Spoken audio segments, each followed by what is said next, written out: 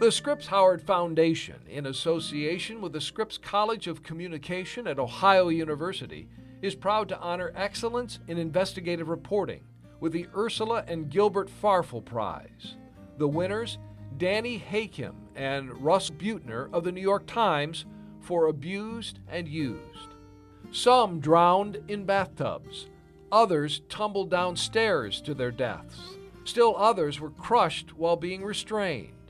Over the past decade, more than 1,200 developmentally disabled people in New York's state-supported homes have died of reasons other than natural causes.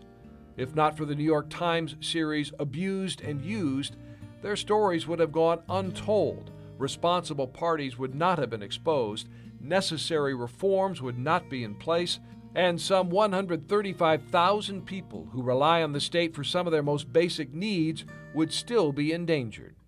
The life-saving series is based on a year-long investigation by reporters Danny Hakim and Russ Buettner, who forced the release of 10,000 pages of state documents, conducted more than 200 interviews, acquired 10 government databases, and then created their own database to track patterns of abuse and fatalities. Hakim and Buettner followed the money and showed that New York far outspends other states on care for developmentally disabled people. In their quest for answers, they discovered care facility executives who were paying themselves million-a-year salaries, and one who billed his agency $50,000 for an apartment for his daughter in graduate school. The reporters documented rapes and beatings of developmentally disabled people by the very people hired to protect them.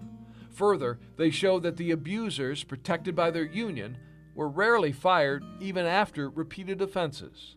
Hakim and Buettner's reporting broke the silence that kept families uninformed, and they gave voice to the state employees who had earlier spoken out, only to be ignored or retaliated against.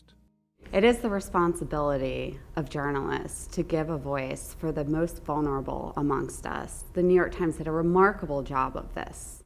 They gave us access to material and data, that we wouldn't get to see normally, but they also introduced us to people, to individuals, both victims and abusers.